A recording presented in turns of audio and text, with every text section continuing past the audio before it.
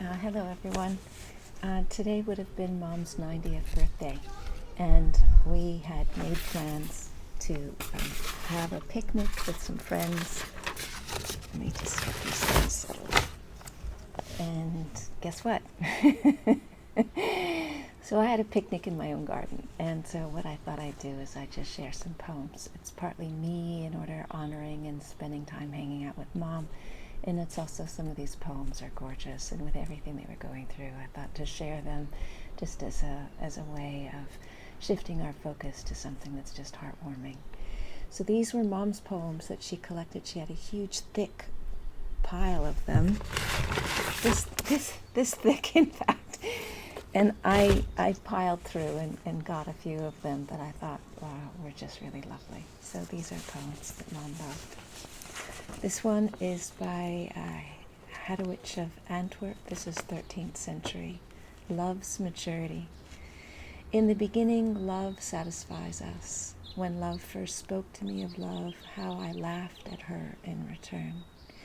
But then she made me like the hazel trees, which blossom early in the season of darkness and bear fruit slowly.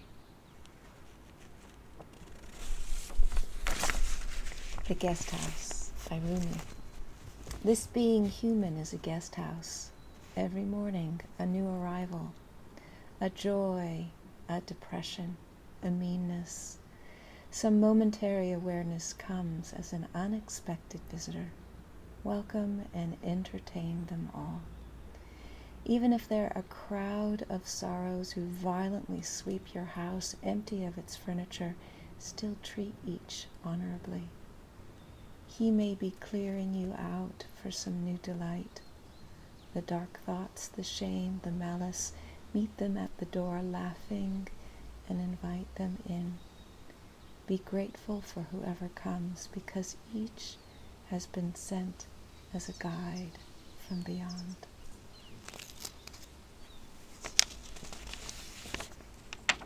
Comes the dawn.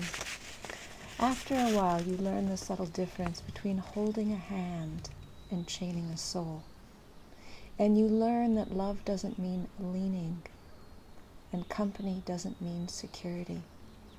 And you begin to understand that kisses aren't contracts and presents aren't promises. And you begin to accept your defeats with your head held high and your eyes open, with the grace of a woman, not the grief of a child. You learn to build your roads on today, because tomorrow's ground is too uncertain for plans, and futures have a way of falling down in mid-flight. After a while, you learn that even sunshine burns if you get too much. So you plant your own garden and decorate your own soul instead of waiting for someone to bring you flowers. And you learn that you really can endure, that you really are strong, you really do have worth, and you learn and you learn and you learn.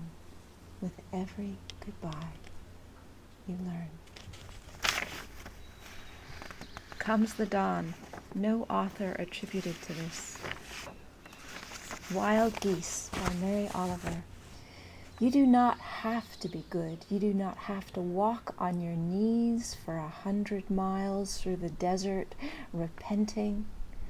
You only have to let the soft animal of your body love what it loves. Tell me about despair, yours, and I will tell you mine. Meanwhile, the world goes on. Meanwhile, the sun and the clear pebbles of the rain are moving across the landscapes, over the prairies and the deep trees, the mountains and the rivers. Meanwhile, the wild geese, high in the clean blue air, are heading home again.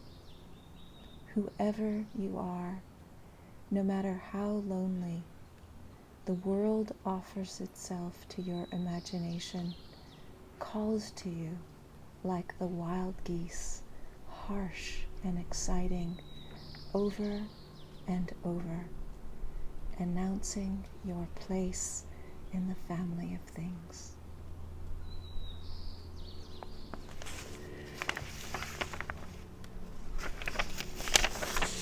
Live your best life. From David White, from Sweet Darkness. When your eyes are tired, the world is tired also. When your vision has gone, no part of the world can find you. Time to go into the dark where the night has eyes to recognize its own, and there you can be sure you are not beyond love. Sometimes it takes darkness and the sweet confinement of your aloneness to learn anything or anyone that does not bring you alive is too small for you. And I've got one more that I end with as it's starting to rain and I'm going to need to wrap things up and head inside. This is an anonymous quote, and this is a perfect one for Mom, because this is the way she lived and the way she died. Life is not a journey to the grave with the intention of arriving safely in a pretty and well-preserved body, but rather a skid-in broadside, thoroughly used up, totally worn out, and loudly proclaiming, "Wow, what a ride." So, Mama, I'm thinking of you on what would have been your 90th birthday. In some ways, I'm really glad you're not here right now. This would not be fun for you. So wherever you are, what a ride. Loving you, Mama. Loving you. And for everyone who's listening to this, take heart. Bye for now.